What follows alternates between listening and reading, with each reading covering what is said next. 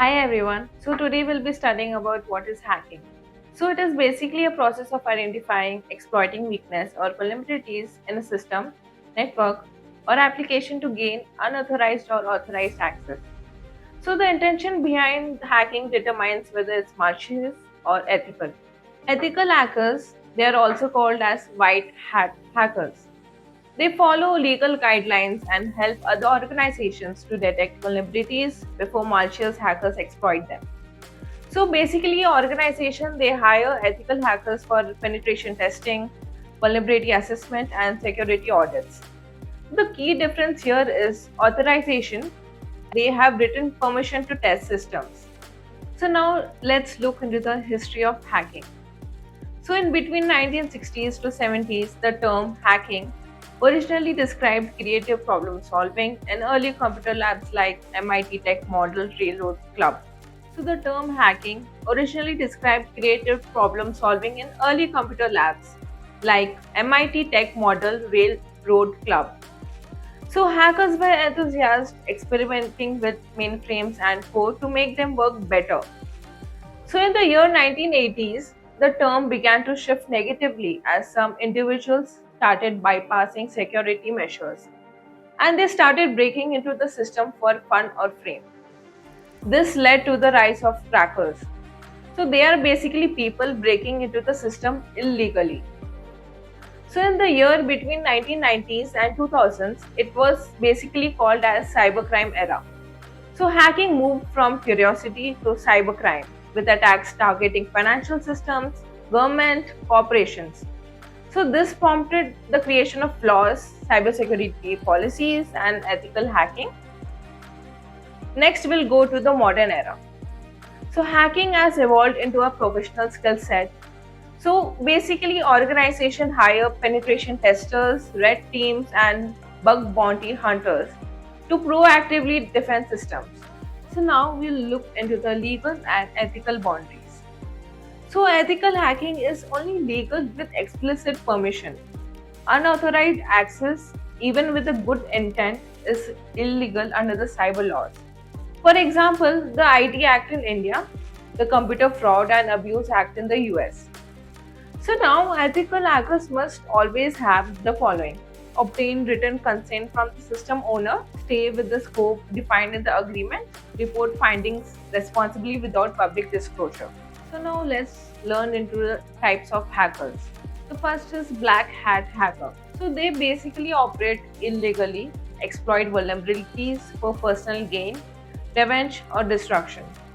They are responsible for data breaches, ransomware attacks, identity theft, etc. So their goal is to steal data, disrupt operations, or make money through cybercrime. So I will give you an example. So hackers stealing credit card data from an e-commerce site. Now next we'll look into the white hat hacker. So they basically work legally and ethically. So they are authorized professionals who test systems to identify and fix vulnerabilities. So they are often hired by companies for penetration testing, security assessment, and bug bounty programs. So their main goal is to strengthen cybersecurity defenses. I'll give you one example. So certified ethical hacker working for a bank to find security flaws. So now we'll look into great hat hacker. They operate without authorization but not always with bad intent. They may find vulnerabilities in systems and report them, sometimes demanding recognition or payment. This is basically still illegal because they act without permission. Their main goal is curiosity, reputation, or moral statement. I'll give you one example. Hacker discloses a bug in the government site without the prior consent. Let's now test your knowledge. So in cybersecurity, ethical hacking is a controlled and authorized process performed to strengthen system defenses. Can you tell me it comes under which hacker? You can leave a comment down. Now let's learn about the script kiddies. They are amateurs who use pre-made hacking tools or scripts without deep understanding. They often seek attention, thrill, or peer recognition. They can still cause damage by using tools irresponsibly. Their main goal is to make fun, fame, or curiosity. For example, imagine a teenager using DDoS tools to crash a game server. Now we'll learn about the hacktivists. So they are basically combining hacking with activism, that is basically hack for political or social causes. They target organizations they believe they are unethical or oppressive. They may deface websites, leak data, or disrupt online services to spread awareness. Their main goal is to promote a cause or protest. I'll give you one example. Imagine an anonymous group attacking a government site to protect censorship. So now we will learn about state-sponsored hackers. They are nothing but nation-state actors. They operate under government or military directives. They focus on cyber espionage, intelligence gathering, or sabotage of rival nations. They are highly skilled and well funded.